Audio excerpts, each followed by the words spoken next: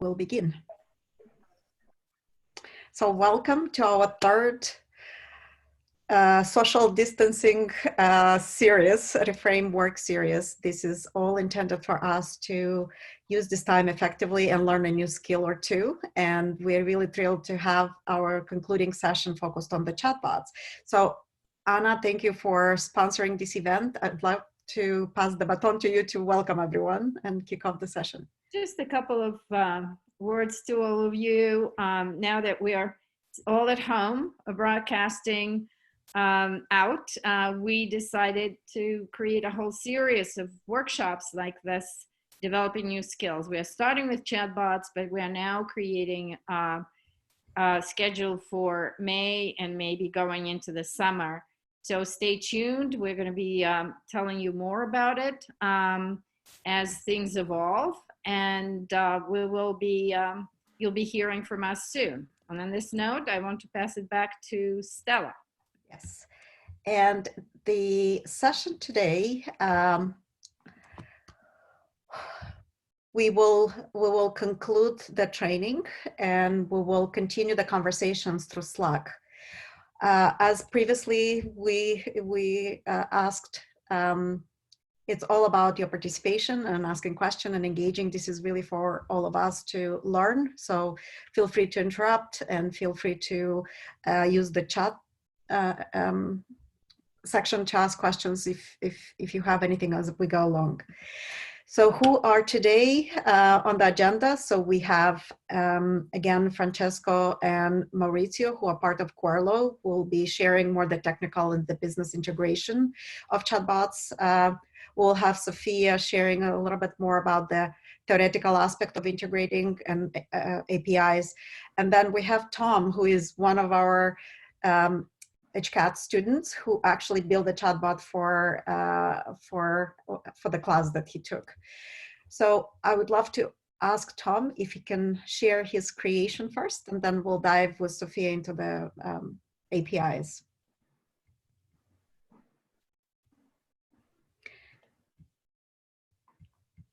I can. I was making a last minute fix because everything can always get better. Of course.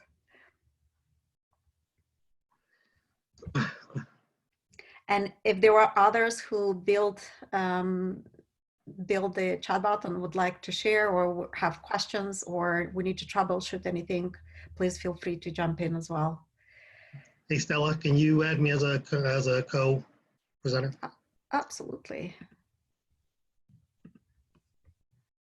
There it is.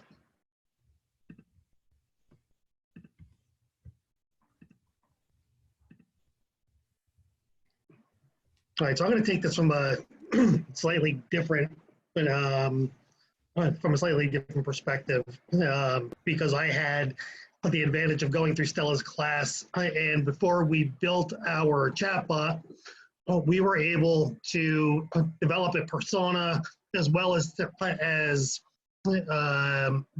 do a journey for that particular persona.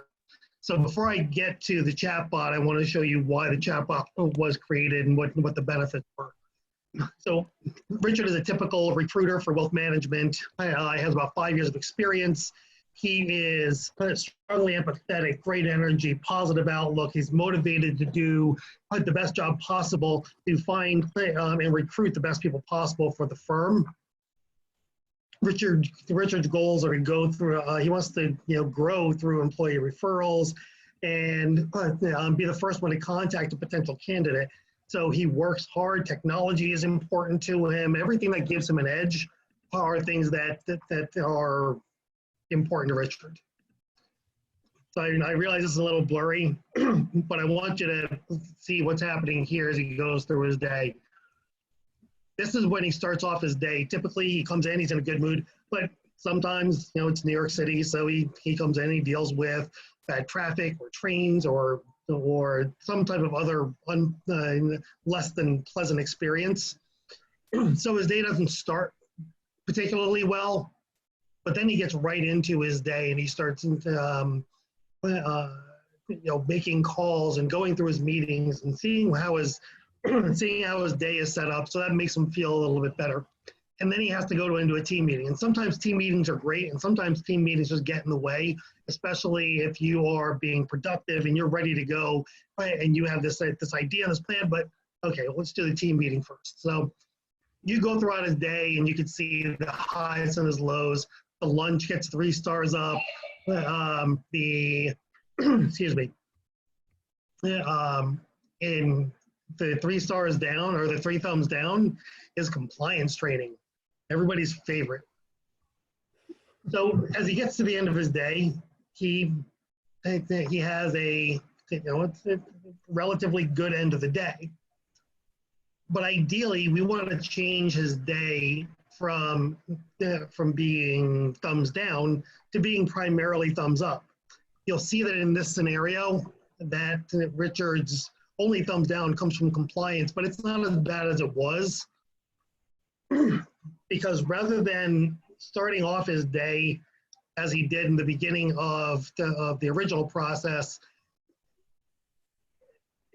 in order to start off this day well, he ended his previous day, and in this case Friday, exceptionally well, because he leveraged REPA, and REPA is the recruiter's personal assistant that takes him through his day, sets up everything that he needs for on Friday for him to come in on Monday and hit everything hard and fast, and it sets him up perfectly.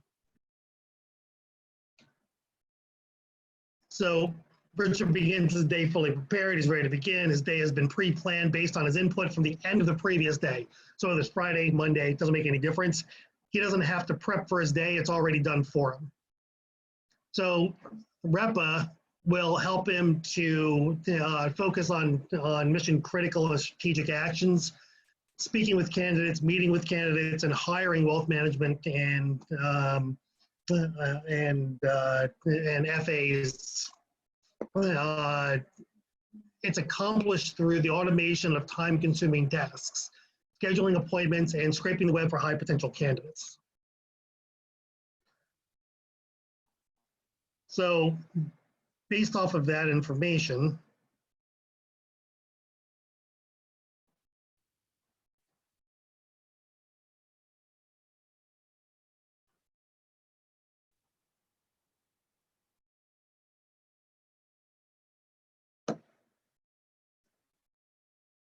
Francesco was fantastic about giving us access to Kwarrel to develop our first chatbot. And as you saw last week, Nicholas and was it Alyssa who created the second one that we saw last week. But it's incredibly easy to use. The complexity comes from the setup, and that's where the setting up the journey and understanding and mapping out the person's day really helped me to dial into setting up the chatbot.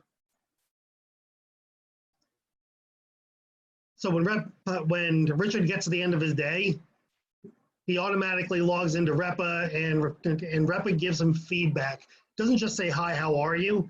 It tells him gives him some analytics from the day. He connected with 64% of his candidates, which is 11% better than usual. And he has 5 first scheduled.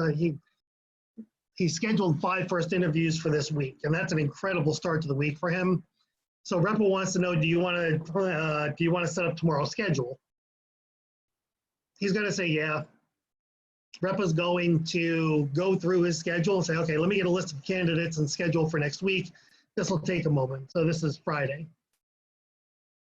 At this point, he now has the choice to see each call an aggregated view, or over time, he can just click I trust you. And REPA will automatically schedule all of his appointments that are available based off of their preferred, the candidate's preferred criteria. What's happened at this point is REPA has scraped the web, she scraped the job board, she's found high priority candidates, automatically emailed them, asked them if they're interested in the role, send them out the job description. If they say yes, asks them what time is best for them. So REPA has all the information she needs to schedule everything automatically for Richard. that time-consuming process taken away from Richard. He's now talking with, if you're familiar with sales, these are now warm leads. They're no longer cold leads. Those are what salespeople and recruiters always want. So in this case, he's going to go to each call because Rep is still new to him. So his first candidate is for an executive director for the Americas Virtual Advisor. Is scheduled for 10 a.m. Do you want to confirm or move the appointment? If he tries to reschedule it,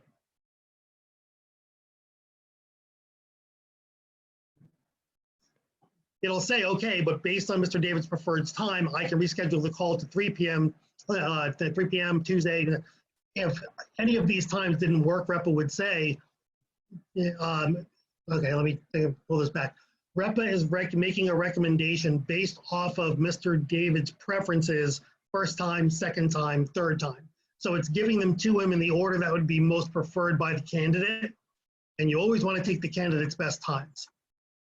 Down here, you can see that Monday has a 22% chance, Wednesday at 10 a.m. is an 82% chance. So he's going to be able to choose which one has the best chance of getting rebooked to. So he chooses Wednesday at 10 a.m.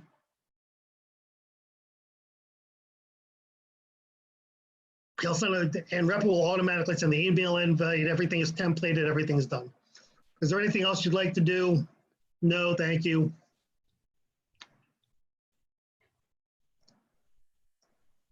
Have a great week. I'll see you next Monday. So I think a number of different things that this could do, but I don't want to draw it out too much. Are there any questions? Is there anything that I didn't cover that anybody is interested in seeing?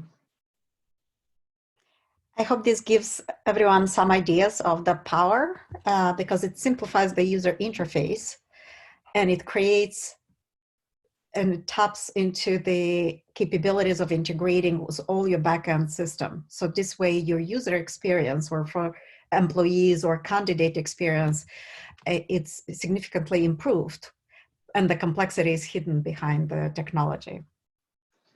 So you can see some of the other capabilities Repa was scheduled. She could schedule a call, she scheduled a meeting. She's fully integrated into Active Directory, into the system. She's fully integrated into Outlook. She's fully integrated, and she could be a he, by the way. Fully integrated into the business to help Richard automate as many processes as possible, because every time he's not on the phone or speaking with a candidate, he's doing something that may be less productive for him. Great. Thank you, Tom. My pleasure. Thank you for letting me share. I was excited to share that with everybody.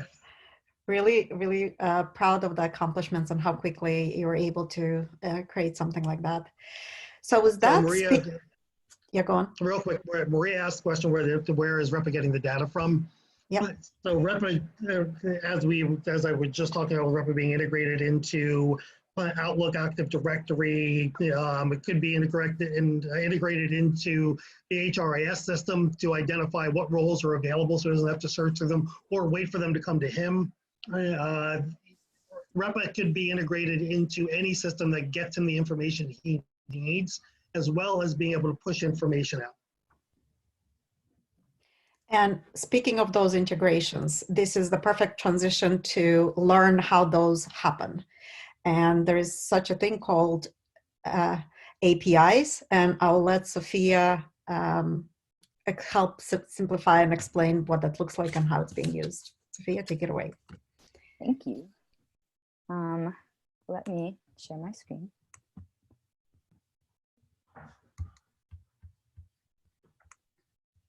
Can everyone see?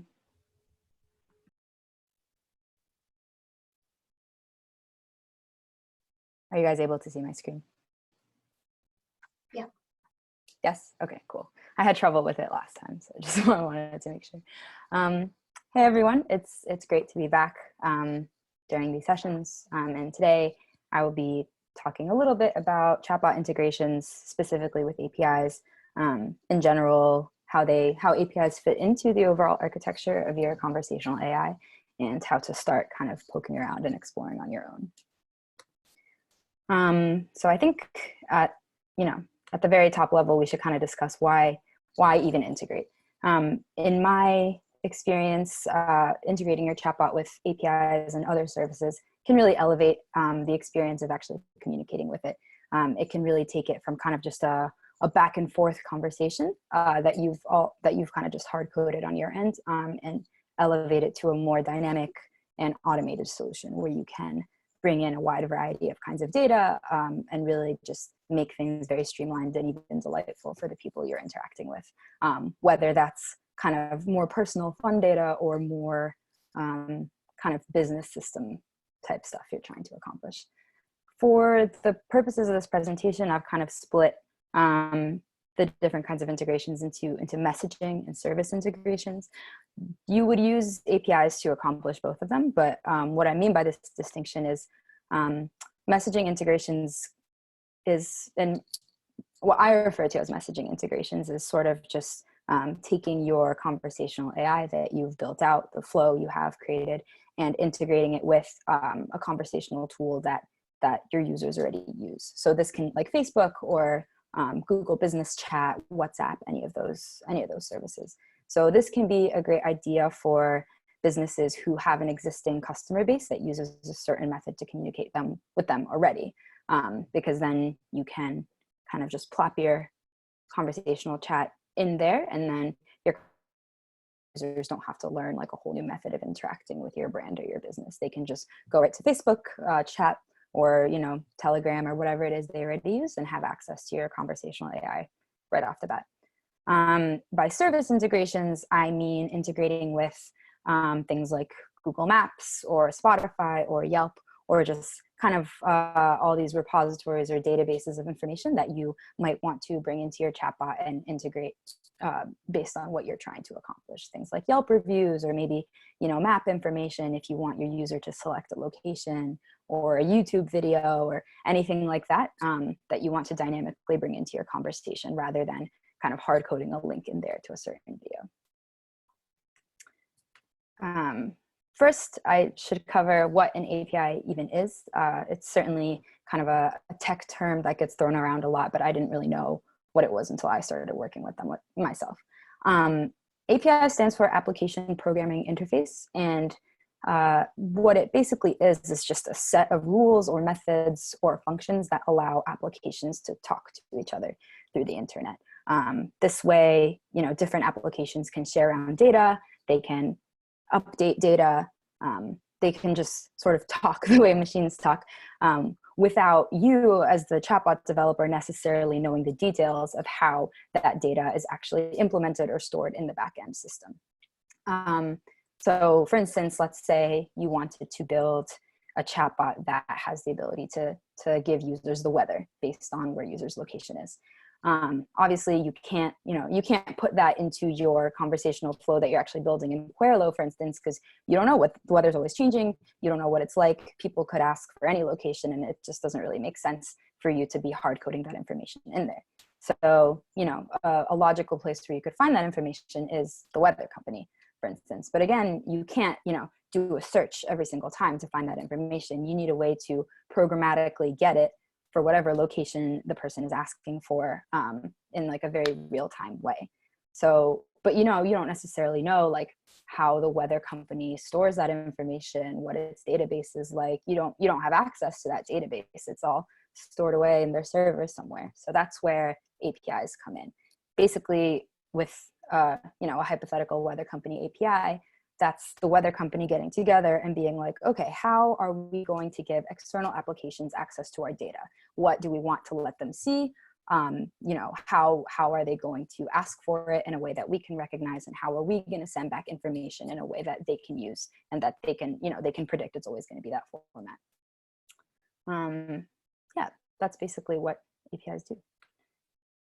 And then as far as how they actually fit into the flow of a chatbot, I took this diagram from this person, Perry Ising, on Medium. I don't know who he is, but I thought it was a good illustration of the way this goes. And I kind of just added in the user, your hypothetical user on the left end. So how do we work with APIs? So using my example from earlier, you have your end user, the person who's typing in the computer, talking to your chatbot, and he wants to know, what's the weather like in London? So your chatbot, which you have already set up with intents and entities to recognize that kind of utterance, recognizes, okay, this is a check weather intent, and our entity, the location, is London.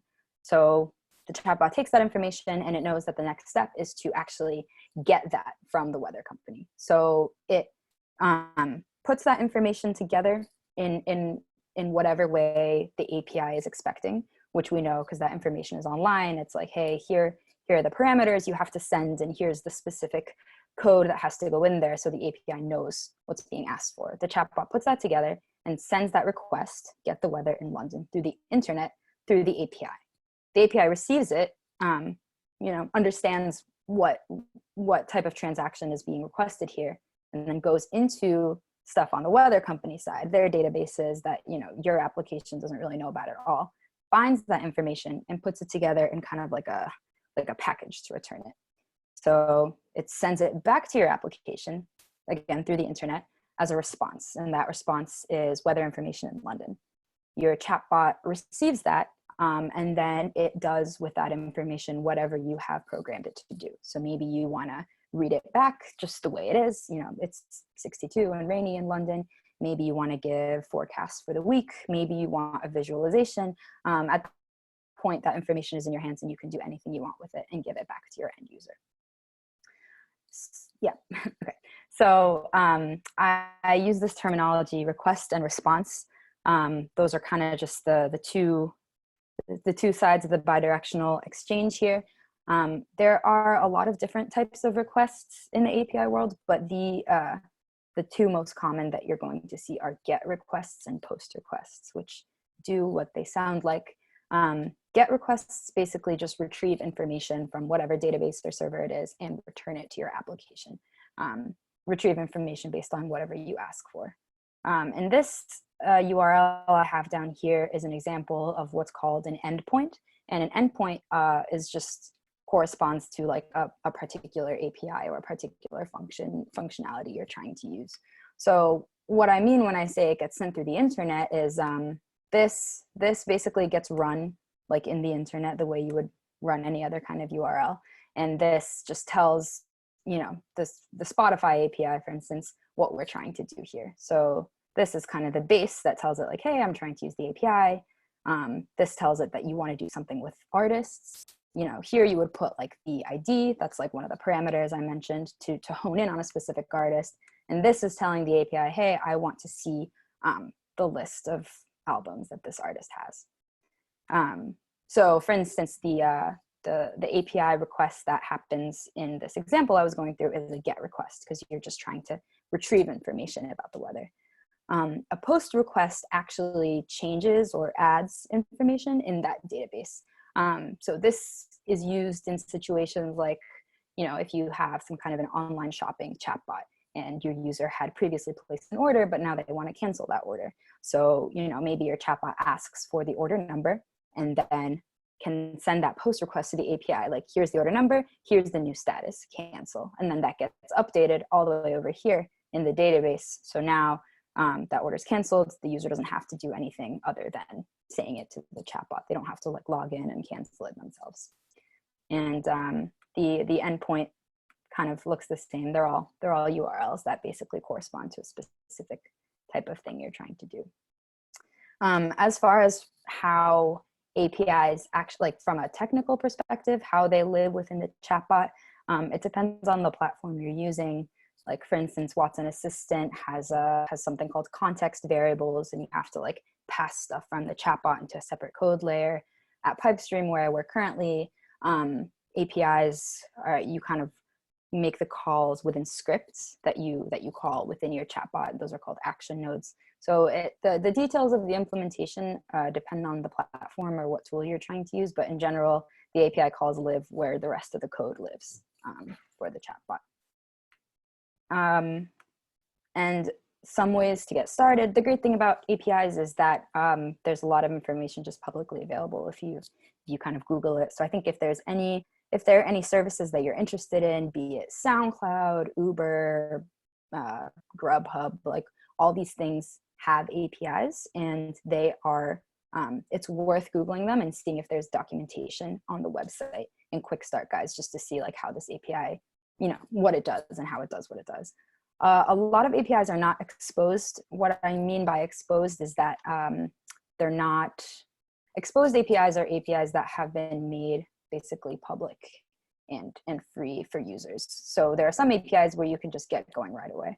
There are other APIs where you have to, you might have to apply on the developer page, and then their people have to review your application just to make sure that what you're trying to use it for, abides by their terms of service. You're not trying to commercialize it in a way that's not acceptable. Because as everyone knows, data, you have to keep it safe, you have to protect it, and you can't it would probably be a disaster if everyone could just use whatever APIs they wanted. But there is a really good list on GitHub of public APIs, just a very comprehensive list of a lot of fun ones that you can just get going with right away. There's like a Pokemon one, a cocktail recipe one, a cat facts one. NASA has cool ones. So that's a good place to just look and see what's out there and what you might be interested in looking into. And then I like to use a tool called Postman, which is a free tool that you can download online. And it's a place for you to just experiment with APIs and not necessarily have to put them in an overall block of code. Like in Postman, you can kind of copy and paste the specific URL that you need to use, put in all the parameters that you need to send, indicate whether it's a GET request, a POST request, and that's a way you can just start getting familiar with what requests are supposed to look like, what responses are supposed to look like, the different error codes that you might get. I'm sure you've all seen 404 not found. That's an API, an HTTP error code. So you'll run into those. And then if people want to start exploring with actually incorporating API calls into a Python script, for instance, you would use the requests package to do that. So that's, if anyone wants to kind of dive right into Python or coding during this time, that's a good way to do that as well. Sophia, does the Postman integrates with the chatbot, or this is just to learn how to operate APIs? Yep, it's basically just a sandbox. You can't really hook it up to anything else, but it's just a way to see what the response looks like, and then using that you can start building it into kind of wider scale applications.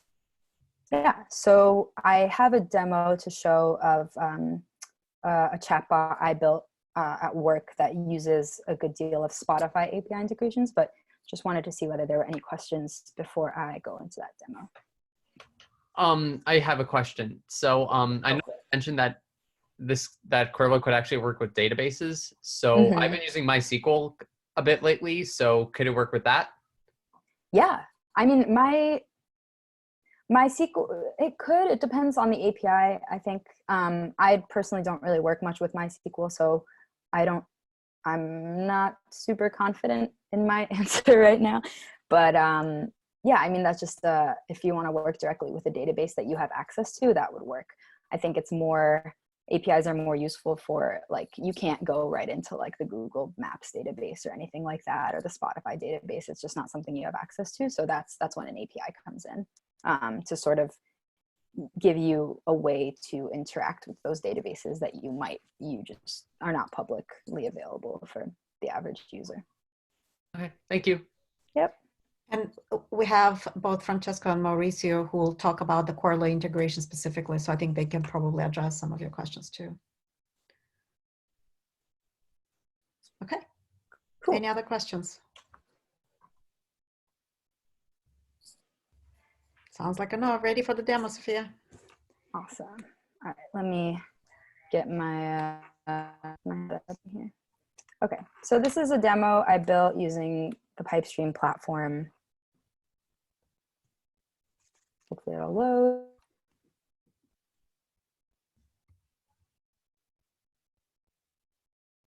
Cool. So this one, for the Spotify API, there's like some upfront authentication steps that you have to do in order to give it access to your data. But then once you do, there's a lot you can actually do with it. So it's exposed in the sense that anyone with a Spotify account can get going with this. They don't have to wait for like a lengthy application review, but you do need a Spotify account that you can, or someone who's willing to give you access to their Spotify account in order to really explore the functionality that's available. So I'm going to play a song, but Spotify is muted, so it won't, I think, yes. So it won't interfere with the audio, but just for the purposes. So I'm playing I Don't Know by Jamie XX. So here is my chatbot. I have mittens, but it's also NLU enabled.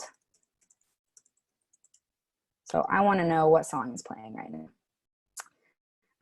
So I just did a GET request. I hit the specific Spotify currently playing API to say, I want to know what song is playing right now. And the response, what I get back from it, I can show you what it looks like it looks like this. So you can see it's just like a giant dictionary.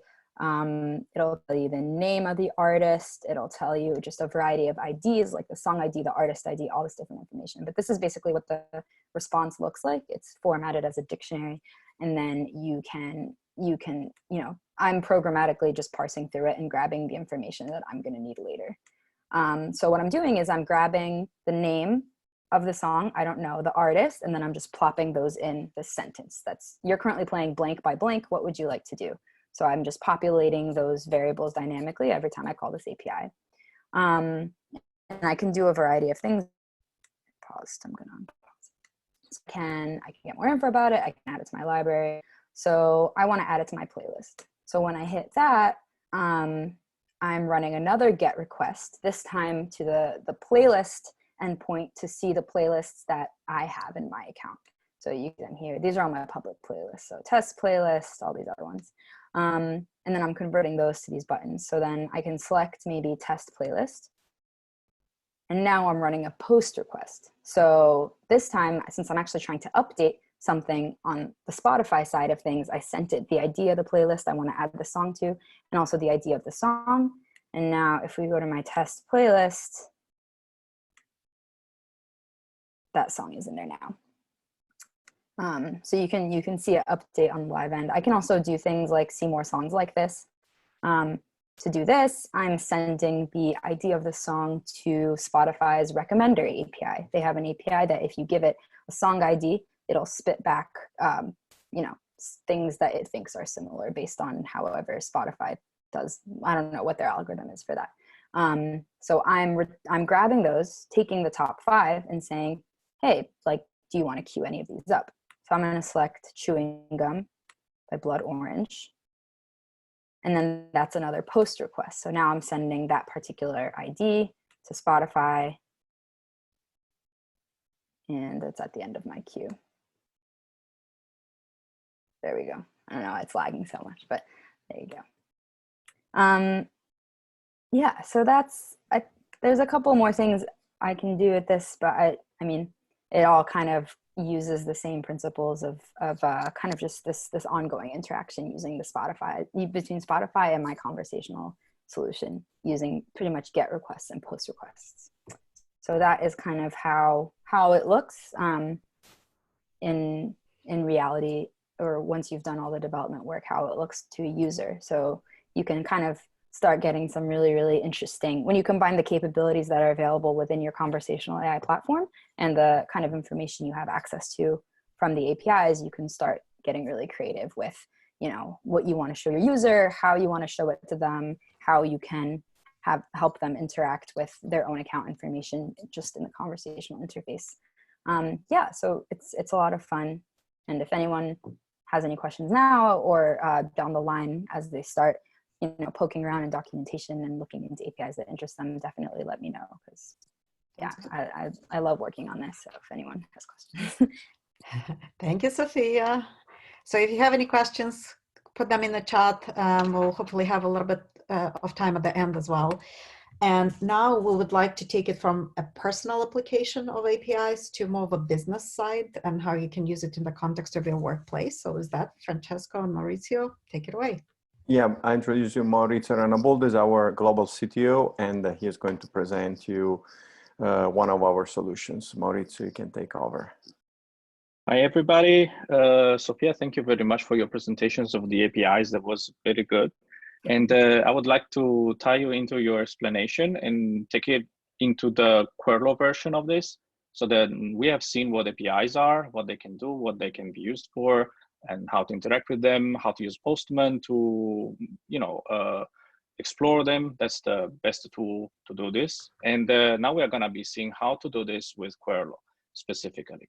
So as Sophia was saying earlier, generally speaking, when you are triggering an API endpoint, you're going to be using either a GET request or a POST request.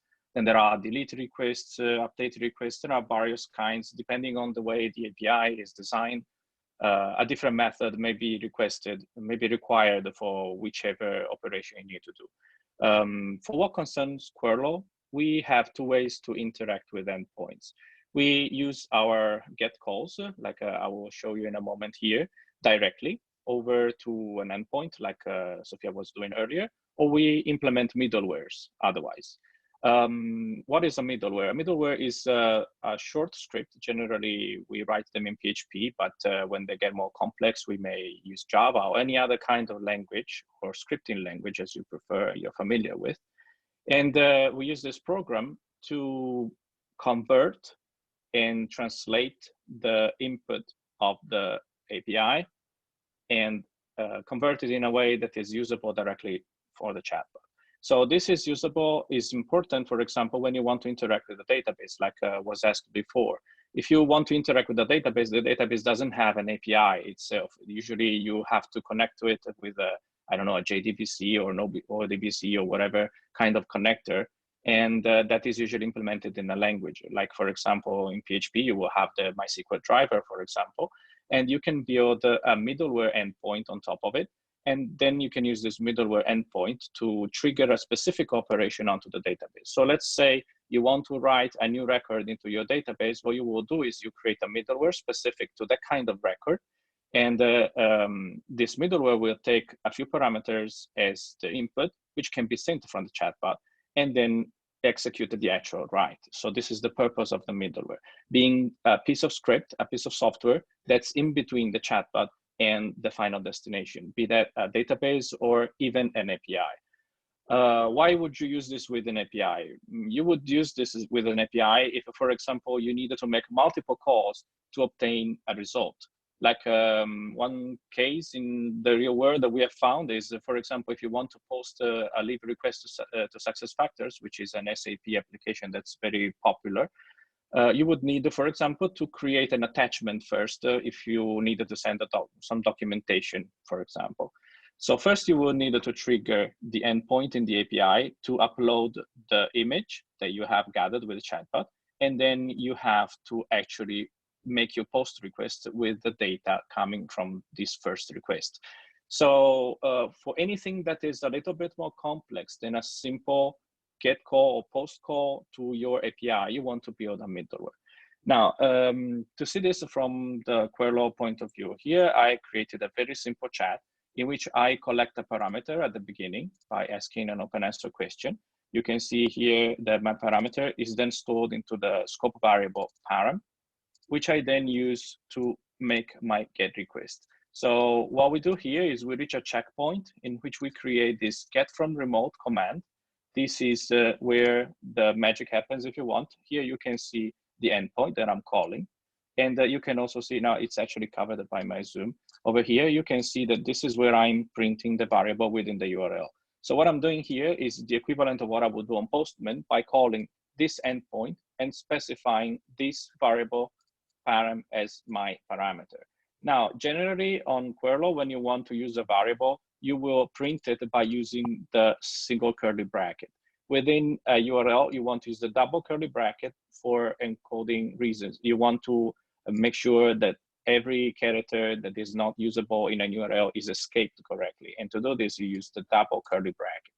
Now, anything that is then generated into this endpoint is finally stored into this variable. So any structure that is fetched from this endpoint is then stored into this variable and is then accessible later on.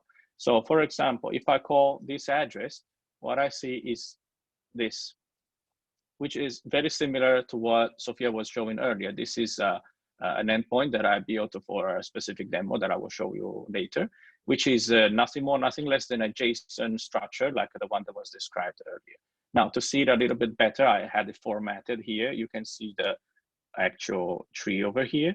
There's a question, answers, and so on and so forth. Now, once you run your get call, the result is then usable, like I was saying, within our scope. So we can see here that I have this print. I fetch the fetch.s, where s is here, one of the variables contained within the scope that was fetched over here, pushed within this fetch, which acts as a variable container for all the objects that were contained within the request. So this is how we do integrations with anything from the server side. So this is very important for getting into existing processes as well, not just triggering public APIs or existing services, but also to extend the functionality of Kwarrel itself. Whenever you want to do, for example, some complex validation, which, for example, entails checking against a query on a database or against some more complex business logics, which may not be as simple to implement graphically, what we have done is, instead of overcomplicating the interface and make it hard to understand, what we have done is we just relayed it to the backend systems. So you can just create your little script, your little middleware, which is usable for any kind of validation you want to do, and you are not bound to any language, because Kwarrel, being so agnostic to the languages you use, allows anybody to use it. Let's say you are proficient in PHP, then you will use that. Let's say you're proficient in Node.js, you will prefer to use that. Or if you use Python, like was mentioned earlier, everything works as long as you respect the JSON format as we have designed here.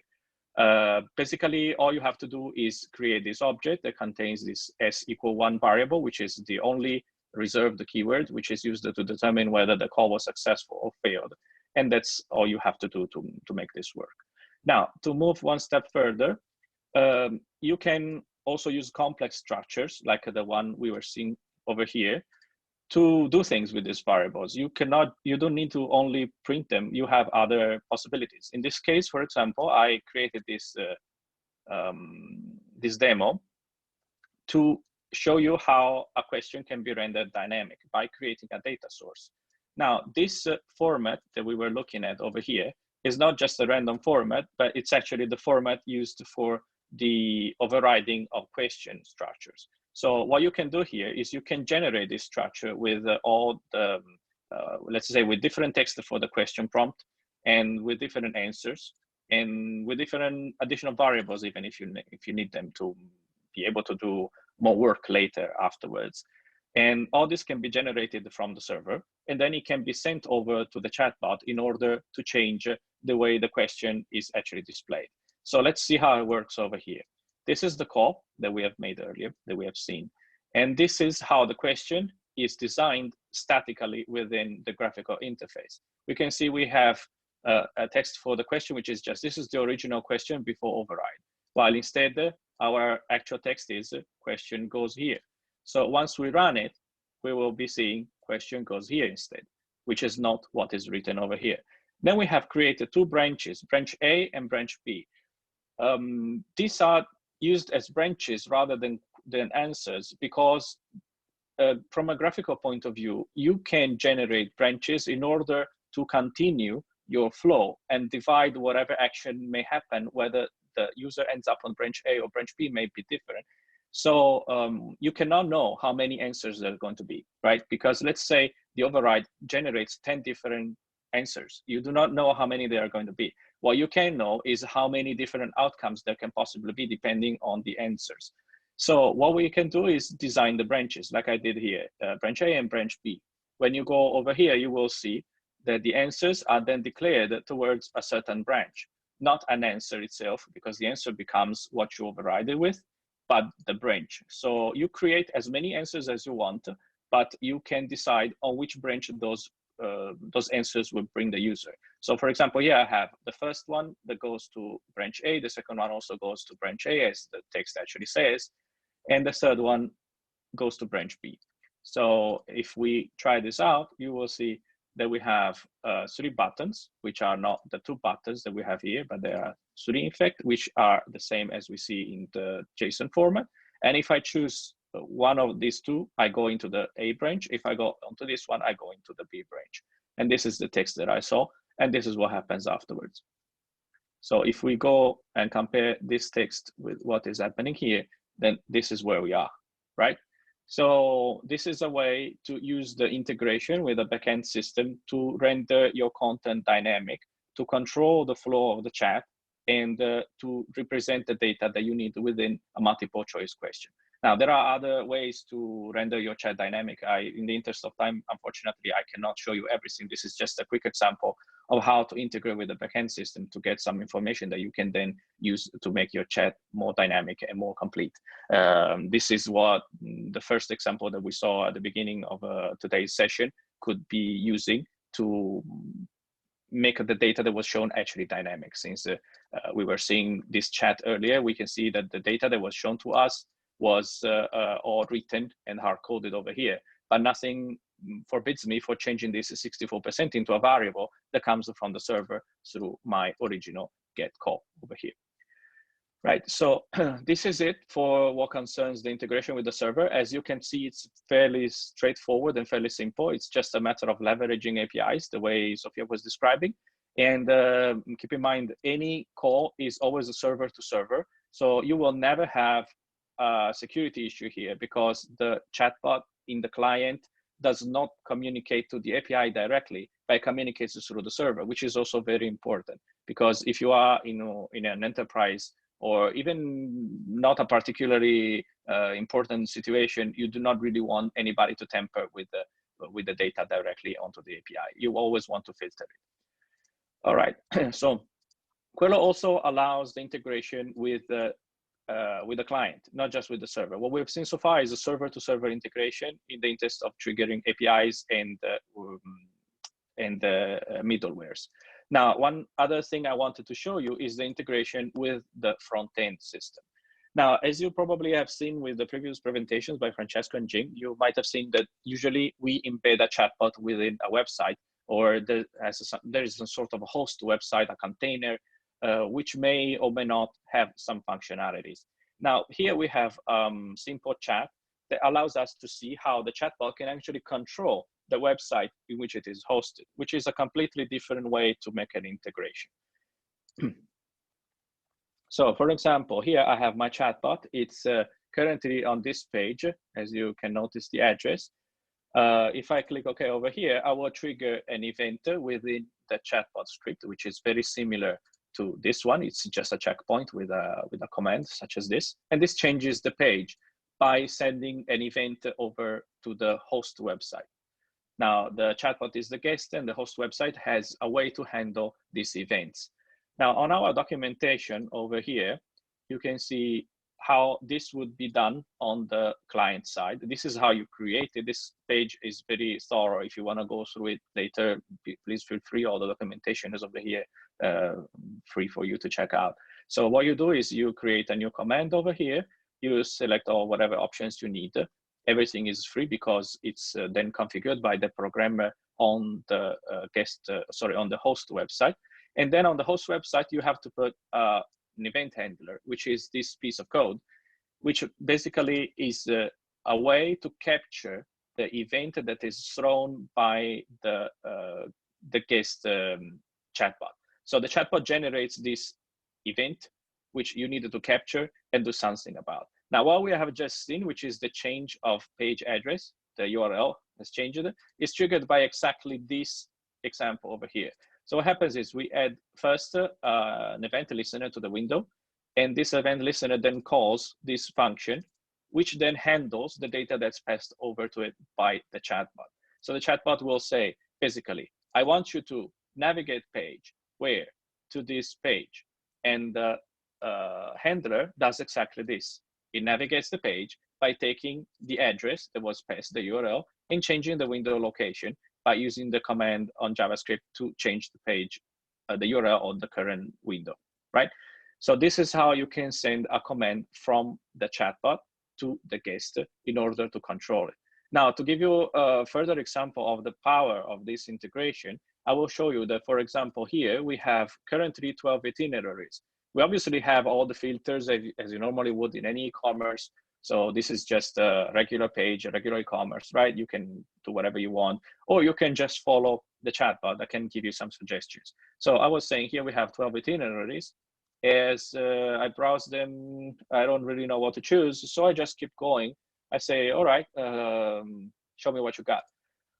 I want to leave in this period. And what happens over here? The number of itinerary has changed to 4. How did this happen? This happened by shooting another command to the guest website, which in turn triggered its endpoint for adding this filter. Right, so afterwards, one more thing that we can see about the integration is if I want to choose a journey, for example, I can use a parameter in the URL to make the chatbot actually context aware. What happens here is this is a single chatbot that's the same on every page. Every product has always the same one. But by passing a parameter to the chatbot can then fetch information specific to that product.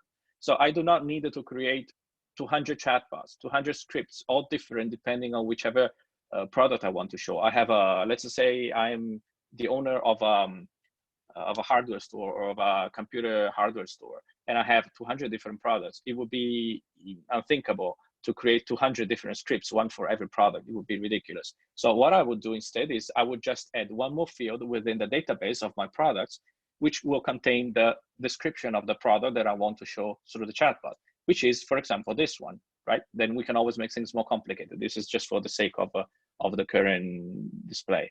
So by knowing that this is product number 10, the chatbot will go and fetch the information, and then it will be able to display the proper data. And this is sent to the chatbot through yet another command of integration, which is the get client variable, which is similar to the previous one that we saw, but it's in the other direction.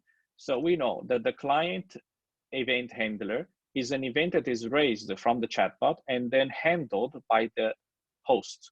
In this case, instead, we have a request that's also triggered by the chatbot, but to get a value from the guest. So the communication here is in the other direction. We have the website give something to the chatbot to be used.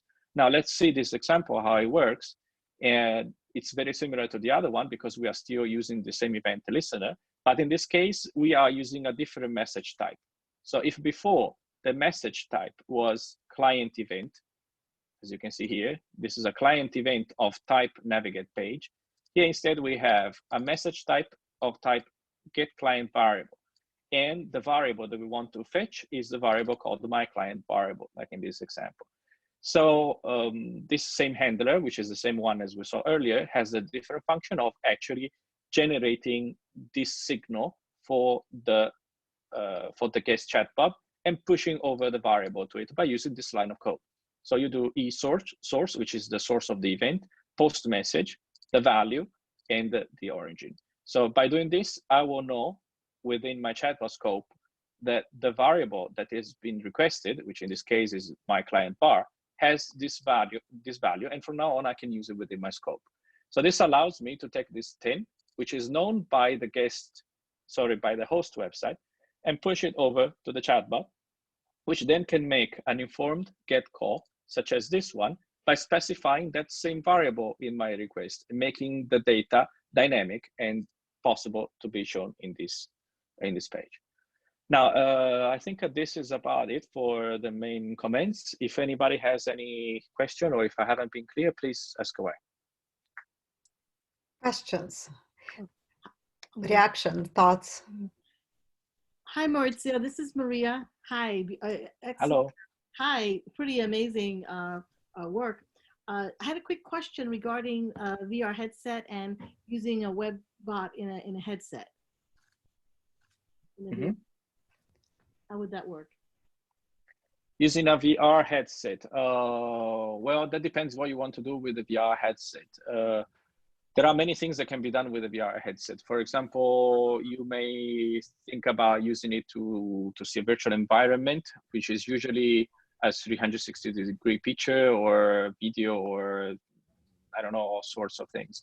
What we generally do for integrations with specific purposes is we either develop a separate widget or we just use the current implementations through APIs. Now, what did you exactly have in mind with using the VR helmet? Do you have any specific use case that you had in mind to which we can elaborate further? So just making a request from Oculus Go. I mean, I'm doing some work in VR, and let's say I wanted to make a request, or the user to be able to interact, you know, and get some data or interact with the experience. Mm-hmm. Yeah, well, here we are talking about chatbots mainly. So the VR experience is mainly an immersive experience. So with the chatbot, you can generally interact mainly with the text or with voice eventually. The VR experience is more graphical than this, so it doesn't really apply all that much, I'm afraid. But that's good to hear about the voice, because you definitely can do that, you know. Yeah, of course, that's something you can do. So let me take this one step further. Earlier, Sophia was mentioning one kind of distinction about the integration is the channels that she was showing earlier, like let's say you want to use Telegram, WhatsApp, or Facebook Messenger. Those are all channels that we can place on top of our chatbot. So this is our chatbot, right? The logic's the brain of our chatbot, and this resides on our server.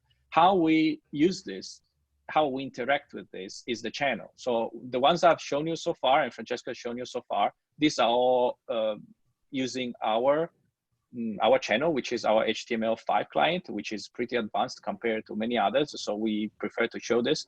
It has many multimedia functions that are not available on other clients. But obviously, you can use different kinds of channels. And this also includes voice, because you can definitely use a voice integration to trigger the same buttons. So if you are using, for example, an NLU system, you can use a speech-to-text system to interact with the NLU. Nothing forbids this. So this is probably the way the chatbot would work within VR, because VR it gives you this immersive experience in your environment. You can eventually touch things that aren't really there, and you can talk to it to execute commands. And this is how the chatbot would fit in there. Excellent. Thank you so much for sharing. I appreciate that. Thank you. Very welcome.